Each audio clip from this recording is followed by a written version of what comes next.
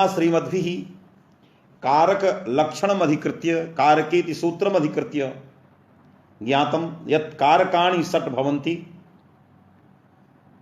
षट्सु कारकेषु क्रियाजनकत्वं कारकत्वम् इदं लक्षणं गच्छति न वा। एतस्मिन् विषये अस्माभिः नागेश दिशा सर्वेषां कारकाणां स्वस्व अवान्तर व्यापार द्वारा प्रधान क्रिया निष्पादकत्वेन क्रियाजनकत्वं बोध्यम् इति लक्षण समन्वयोक्तिः नागेशस्य भवतां पुरतः मया इयम् उक्तिः नागेशस्य उपस्थापिता। तत्र रात्रौ के श्रोतारः किं किं लिखितं मया अल्पीयसा कालेन दृष्टं, यतोहि समयः तादृशः नास्ति, न अहं पश्यामि कः पश्यति कः न पश्यति, किं लिखति किं न लिखति, किन्तु केनचित् विदुषा लिखितं यत् न हि द्वारेण द्वारिणः अन्यथा सिद्धत्वमिति रीत्या पुत्रद्वारा अन्वितस्य ब्राह्मणस्यापि कथम् अन्यथा सिद्धत्वम् इति एतस्मिन् विषये काचित् जिज्ञासा कैश्चित् विद्वद्भिः उपस्थापिता मया दृष्टमासीत्। सत्यं तेषां प्रश्नः अत्यन्तं समीचीनः, एवञ्च अन्येपि केचन एवं भूताः प्रश्नाः किञ्च जिज्ञासाः कैश्चित् विद्वद्भिः उद्भाविताः, किन्तु व्याख्यानं बहु वर्तते ग्रन्थेषु। अल्पीयसा कालेन यन्त्रमाध्यमेन सर्वं बोधयितुं न शक्यते। यदि सर्वे समक्षं तिष्ठेयुः कदाचित् ग्रन्थं मम समक्षे गृहीत्वा तदा मन्येऽहं कासु कासु टीकासु एतद्विषये किं किं लिखितं सर्वम् अहम् उपस्थापयितुं शक्नोमि। तथापि कैश्चित् यदुक्तं न हि द्वारेण द्वारिणः अन्यथा सिद्धत्वम् इति कस्य इयम् उक्तिः? इयम् उक्तिः वैद्यनाथ पायगुण्डे महोदयस्य। वैद्यनाथ पायगुण्डे महोदयेन तत्र अकथितञ्च सूत्र व्याख्यावसरे नटस्य शृणोति इत्युदा प्रत्युदाहरणं तैः दत्तं। अकथितञ्च सूत्रस्य यो हि अर्थः तैः सम्पादितः अपादानादि विशेषैर अविवक्षितः कारकं कर्म संगकं स्यात्। कारकम् इति तत्र वृत्तौ उक्तमासीत्, तमेव कारकम् इति गृहीत्वा वैद्यनाथ पायगुण्डे महोदयेन उक्तं कारके किम् अकथितञ्च सूत्रे कारके इति कथं दीयते इति संदर्भं गृहीत्वा तैरुक्तं। किंच परिगणनस्य फल निरूपणावसरे दुहियाच पच दंडी इत्याकारकः इत्याकारक धातवः परिगणिताः सन्ति। परिगणितेषु धातुषु अकथितञ्च सूत्रं प्रवर्तते, तद्भिन्ने न प्रवर्तते। यदि परिगणनं न स्यात् तदा ग्रंथकारैः मूलकारैः भट्टोजी दीक्षितैरुक्तं नटस्य शृणोति इत्यादौ दोषाः। यतोहि परिगणित धातुषु श्रु धातोः ग्रहणं नास्ति, श्रु श्रवणे इति धातोः ग्रहणं नास्ति। अतः अपर परिगणित धातु भिन्ने श्रु धातौ नटस्य शृणोति इत्यादौ अकथितञ्च सूत्रस्य प्रवृत्तिः न स्यात्, तदर्थं परिगणनं कर्तव्यम्। एतद् मौलिकं चिन्तनमाश्रित्य वैद्यनाथ पायगुण्डे महोदयः कथयति अत्र कारकत्वमेव नास्ति, कारकत्वाभावादेव अकथितञ्च सूत्रस्य न प्राप्तिः। किमर्थं परिगणित धातोः इदं फलं मूलकारैः उच्यते। मन्येऽहं भवतां सर्वेषां ज्ञानम् इदानीं भवति स्म, भवति च। कथं भवन्तः जानन्ति एव परिगणनस्य यत् प्रयोजनं मूलकारैः उक्तं तं प्रति टीकाकारः कथयति कथम् उच्यते मूलकारैः। कथमिति तत्र नटस्य शृणोति इति परिगणनस्य प्रयोजनं, तत्र नटस्य इत्यत्र कारकत्वमेव नास्ति। तर्हि कारकत्व निरूपणे तैः प्रामाण्यम् उपन्यस्तम्। उक्तं च वैद्यनाथेन नटस्य शृणोति इत्यत्र नटस्य इत्यत्र कारकत्वम् अस्ति। कथं कारकत्वं? तैः भाष्यम् उपन्यस्तम्। आख्यातोपयोगे इति सूत्रस्थं भाष्यं तैः उपन्यस्तम तैरुक्तम आख्यातोपयोगे इति सूत्रे उपयोगे किम उपयोगः इत्यस्य अर्थः नियमपूर्वक विद्या स्वीकारः उपाध्यायात् अधीते नियमपूर्वक विद्या स्वीकारः यस्मात् भवति तस्य पादान संज्ञा तर्हि उपयोगग्रहणं न क्रियते तदा नियमपूर्वात् यत्र स्वीकारः न भवति यत्र ग्रहणं न भवति तत्रापि पंच अपादान संज्ञा भविष्यति नटस्य शृणोति तर्हि उपयोगे किं नटस्य शृणोति परिगणनं किं नटस्य शृणोति कारकं किं नटस्य शृणोति एतानि स्थलानि आगतानि सन्ति यदि सर्वेषां स्थलानां समन्वयपूर्वकं दृष्टिं निक्षेपामः तदा ज्ञानं भविष्यति कुत्र अन्यथा सिद्धः कुत्र नान्यथा सिद्धः तदा आख्यातोपयोगे सूत्र विचार प्रसंगे उपयोगे किं नटस्य शृणोति यतोहि अत्र नटेन नहि नियमपूर्वकं गीतं श्रूयते क्वचित् श्रूयते अतः नियमपूर्वक गीतश्रवणं नटात् न भवति अतः अनुपयोगे तत्र अपादान संज्ञा न स्यात् तदर्थम उपयोगे इति पदं गृहीतम् इत्युक्तम् किन्तु तत्र पुनः आशंकते तत्र कारकत्वाभावात् यतोहि आख्यातोपयोगे इत्यस्मिन् सूत्रे कारकस्य अधिकारः उपयोगे आख्यातुः अपादान संज्ञा यदि कारकं चेत् तर्हि उपाध्यायात् अधीते इत्यत्र उपाध्यायस्य क्रियाजनकत्वेन कारकत्वं किन्तु नटस्य शृणोति इत्यत्र नटे इत्यस्य षष्ठी विभक्तिः नटस्य अत्र कारकत्वमेव नास्ति अतः कारकत्वाभावात् अत्र पंचमी अपादान संज्ञा न प्राप्ता भविष्यति किमर्थम उपयोगे ग्रहणम् इति आशंका भाष्ये कृता तदनन्तरं वैद्यनाथ पायगुण्डेन उक्तं गीतद्वारा नटस्यापि क्रियाजनकत्वेन कारकत्वम् इति वैद्यनाथ पायगुण्डे महोदयस्य यमुक्तिः गीतद्वारा तदनन्तरं तैरुक्तं नहि कस्यचित् पदार्थस्य तद्वारा अन्वयेन द्वारिणः नान्यथा सिद्धिः अतएव नटस्य गीतद्वारा क्रियाजनकत्वे जनकत्वात् तत्र अन्वये नहि नटस्य अन्यथा सिद्धत्वं कस्य अन्यथा सिद्धत्वं कस्य नान्यथा सिद्धत्वं इत्यस्मिन् विषये अहं तत्र टीकायां या पंक्तिः आगता तां पंक्तिं भवतां पुरतः उपस्थापयामि ब्राह्मणस्य पुत्रं पंथानं प्रक्षति इत्यत्र ब्राह्मणस्य नान्यथा अन्यथा सिद्धिः अन्यथा सिद्धायं ब्राह्मणः नटस्य शृणोति इत्यादौ नटः नान्यथा सिद्धः इति विवेचनं वैद्यनाथ पायगुण्डेन कथं कृतम् अहम् उपस्थापयामि एकत्र इदं सर्वम् एकत्र लिखितं नास्ति बहुषु स्थलेषु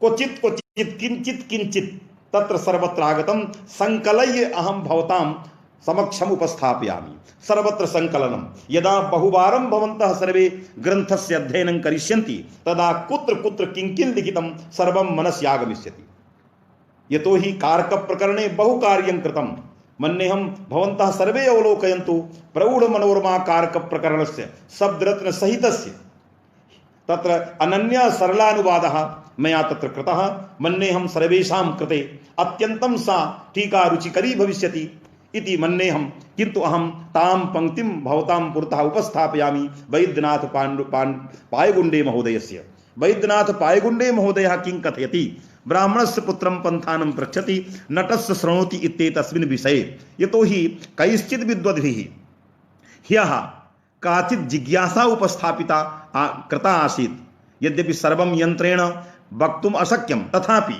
अहं तां पंक्तिं भवतां पुरतः उपस्थापयामि सः कथयति अवश्य क्लृप्य इति वैद्यनाथ पायगुण्डे महोदयः कथयति ब्राह्मणस्य पुत्रं पंथानं पृच्छति इत्येतस्मिन् विषये ब्राह्मणस्य कारकत्वं नास्ति न हि कस्यचित् पदार्थस्य केनचित् द्वारा अन्वये तस्य क्रियाजनकत्वं न भवति यदि तत्र सः अन्यथा सिद्धः कथं लिखति अवश्य कृत्य नियत पूर्ववर्तिनः कार्य संभवे अवश्य कृत्य नियत पूर्ववर्तिनः कार्य संभवे इयं पंक्तिः वैद्यनाथ पायगुण्डे महोदयस्य अवश्य कृत्य नियत पूर्ववर्तिनः कार्य संभवे तद भिन्नम अन्यथा सिद्धम तर्हि अवश्य कृत्य नियत पूर्ववर्ती पदार्थः कः पुत्रः ब्राह्मणस्य पुत्रः पुत्रं पंथानं पृच्छति इत्यत्र पुत्रं तावद् अवश्य क्लृप्त नियत पूर्ववर्ती वर्तते। तर्हि एतस्य पूर्ववर्तिनः कार्य संभवे क्रियाजनकत्व रूप कार्य संभवे तद भिन्नस्य ब्राह्मणस्य अन्यथा सिद्धे अन्यथा सिद्धि इति। यदि पुत्रेणैव क्रियायाः क्रिया प्रक्षिक्रियायाः तत्र निर्वाहः तर्हि तत्र ब्राह्मणस्य उपयोगः नास्ति, किन्तु नटं विना तत्र श्रवणस्य निर्वाहः असम्भवः।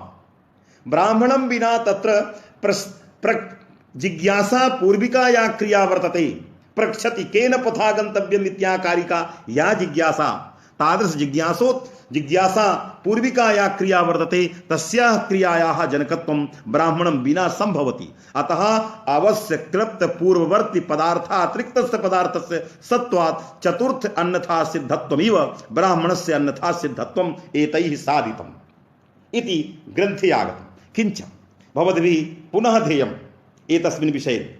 यदा अहं छात्रः आसम्, अहम् अनुभवम् अहं भवतां पुरतः उपस्थापयामि एतस्मिन् विषये।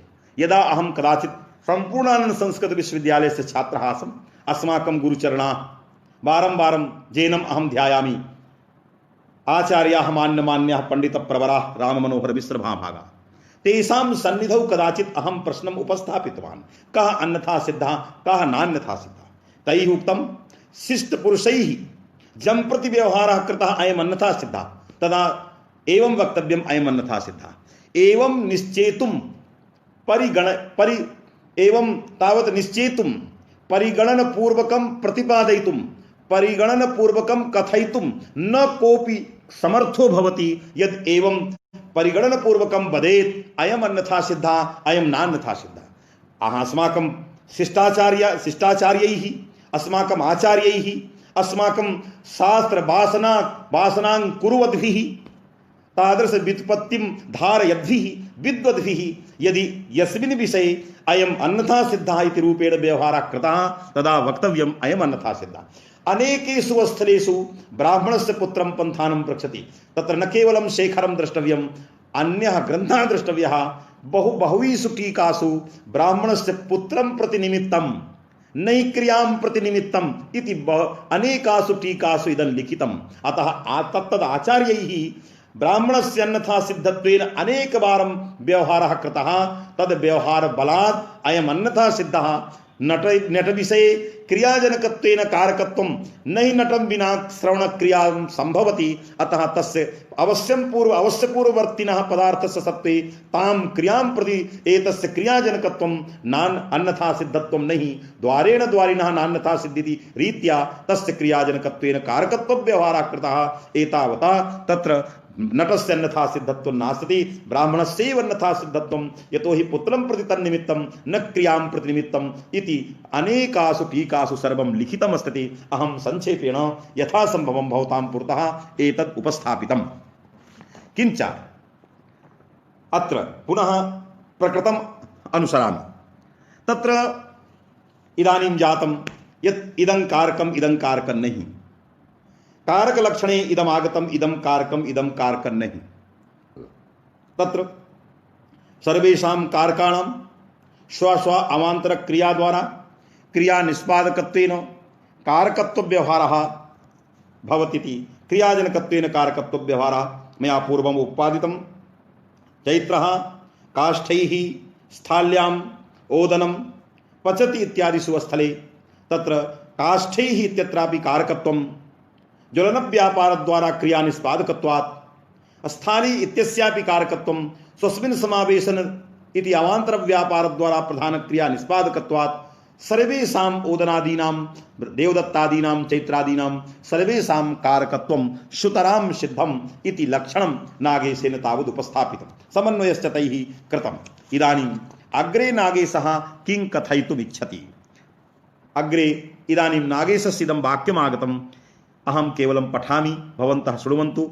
असन्निहित संप्रदानस्यापि इति वाक्यं नागेशस्य। असन्निहित संप्रदानस्यापि दातृबुद्धिस्थत्वावश्यकत्वेन स्वज्ञानपूर्वकालत्वेनैव जनकत्वम् इति क्रियाजनकत्वम्। इदं वाक्यमागतं। भवन्तः विचारयन्तु अस्य वाक्यस्य कः आशयः। सः कथयति असन्निहित संप्रदानस्यापि दातृबुद्धि बुद्धौ आवश्यकत्वेन स्वज्ञान पूर्वकालत्वेन क्रियाजनकत्वेन असन्निहित संप्रदानस्यापि कारकत्वं बोध्यम् इति तैरुक्तम्। भवन्तः विचारयन्तु। संप्रदानम् इदानीं नागेशभट्टः कथयति संप्रदानं द्विविधम्। एकं संप्रदानं सन्निहितम्, एकं च संप्रदानम् असन्निहितम्। सन्निहित संप्रदाने क्रियाजनकत्वं सुस्पष्टतया सुतरां प्रतीयते। यदि कश्चित् संप्रदान पदार्थः ब्राह्मणः दातारं दातु समक्षे अस्ति, दाता च संप्रदानं ब्राह्मणं संप्रदान पदार्थ स्वरूपं ब्राह्मणं पश्यति, अत्यंतम तत् दान क्रिया पूर्ववर्ती संप्रदान पदार्थः वर्तते। कथयति च संप्रदानम् इदं मह्यं देहि, दातारं प्रति कथयति इदं मह्यं देहि इत्याकारक त्वया दातव्यम्, अन्यथा त्वज्जीवनं सुखकरं न भविष्यति।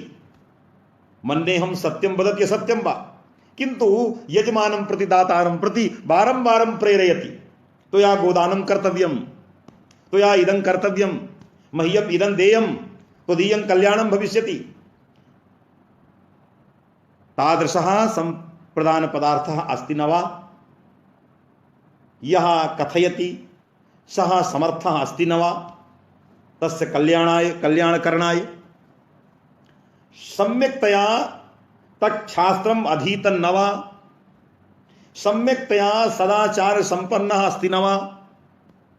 अयं वञ्चकः अस्ति न वा? एवं भूताः बहवः तादृशाः, मन्येऽहं भवन्तः जानन्ति एव वञ्चकाः यत् कथयन्ति इदं करणीयम् इदं भविष्यति, न भवति। यतोहि सः स्वयमेव तद्विषयस्य रोगी वर्तते, केवलं जनान् वञ्चयति। एतादृशस्य सन्निहितस्य संप्रदानस्य संप्रदानं धातु समीपे सन्निहितं वर्तते। सन्निहित संप्रदानं धातु कृते दानं प्रेरयति, येन अयं दाता तस्मै संप्रदानाय ददाति। अतः दानक्रिया जनकत्वम् आगच्छति संप्रदाने, सन्निहित संप्रदाने। एतावता सन्निहित संप्रदानस्य तावत् कारकत्वं सुतरां भवति इति सन्निहित संप्रदानस्य कथा वर्तते। किन्तु असन्निहित संप्रदानम्, असन्निहितं संप्रदानं कुत्र भवति? यदा भवन्तः गृहे तिष्ठन्ति, भवतां पुरोहितः इदानीं विदेशे अस्ति, अन्यत्र कुत्रचित् अस्ति, पुरोहितः भवतां पुरतः समीपं नास्ति, किन्तु केनचित् साधनेन आहोषित स्वयमेव दाता तं जानाति, असन्निहित पुरोहितमपि जानाति। असन्निहित पुरोहित विषयकं ज्ञानं वर्तते दातुः। सः जानाति यदि तस्मै ब्राह्मणाय अस्माभिः प्रदीयते तदा अवश्यं कल्याणं भविष्यति। तद् विषयकं ज्ञानं तस्य वर्तते दातुः। तर्हि असन्निहित संप्रदान विषयक ज्ञानवशात् प्रेरणायाः संस्मरणात् स्वयमेव प्रेरितो भूत्वा सः दाता संकल्पयति आत्मानम्, एवंच विचारयति यदा आगमिष्यति तदा दास्यामि, संकल्पयति ददाति। तदा इदानीं दाता यः ददाति तस्य दानस्य दानभूताया क्रियायाः जनकत्वं कथं तत्संप्रदानं भविष्यति? यतोहि अवश्य नियत पूर्ववर्ती संप्रदानं नास्ति, तत्तु असन्निहितं वर्तते। नियत पूर्ववर्ती पदार्थः नास्ति, अतः नियत पूर्ववर्ती पदार्थेव तत् कार्यं प्रति कारणम्। इदानीं नियत पूर्ववर्ते वर्तिनः संप्रदानस्य भावात् दानं प्रति तस्य कारणत्वं नास्ति, अतः तादृशस्य संप्रदानस्य कथं कारकत्वम् इति नागेशस्य प्रश्नः। तर्हि संप्रदानस्य द्वयी चर्चा कृता। एकः पक्षः, पूर्वस्मिन् प्रसंगे कश्चन पक्षः इदानीं रभसया तावत् त्यक्तः अस्माभिः पुनः स्मरामि, श्रोतव्यः। कारक विचार प्रसंगे कदाचित् कश्चित् पृच्छति, यदि भवन्तं प्रति विप्रः विप्रायगाम ददाति इति वाक्यं संप्रदानस्य। सन्निहितो वा असन्निहितो वा, असन्निहिते कथं संप्रदानत्वम् अहं सम्प्रत्येव प्रतिपादयिष्यामि, किन्तु इदानीं ध्येयं विप्रायगाम ददाति इत्याकारकं वाक्यं, स्थाल्यां चैत्रः काष्ठैः ओदनं पचति इत्याकारकं च वाक्यं। यदा यत्कारकवृत्तिव्यापारस्य स्वातन्त्र्येण विवक्षा क्रियते सः कर्ता भवति। यथा काष्ठवृत्तिव्यापारस्य ज्वलनस्य स्वातन्त्र्येण विवक्षा तदा काष्ठानि पचन्ति। यदा स्थाली वृत्तिव्यापारस्य स्वस्मिन् समावेशनभूतस्य स्वातन्त्र्येण प्राधान्येन विवक्षा तदा स्थालीकर्त्री स्थाली पचति। एवञ्च एतद्रीत्या यद्यद् वृत्ति धनुषा विद्यति धनुर्वृत्तिव्यापारस्य स्वातन्त्र्येण विवक्षा धनुर्विद्यति, काष्ठानि पचन्ति। तर्हि कारणस्य अधिकरणस्य ओदनवृत्तिव्यापारस्य अवान्तरव्यापारस्य स्वातन्त्र्येण विवक्षा ओदनः पचति, यस्य कर्मोद्भावः ओदनः पच्यते इति। तर्हि यद्यत्कारकवृत्तिव्यापारस्य स्वातन्त्र्येण विवक्षा सहसा कर्ता यदि भवति तर्हि संप्रदानकारकवृत्तिव्यापारस्य संप्रदानकारकं किं? विप्रायगाम ददाति। विप्रायगाम ददाति इति संप्रदानं कारकं।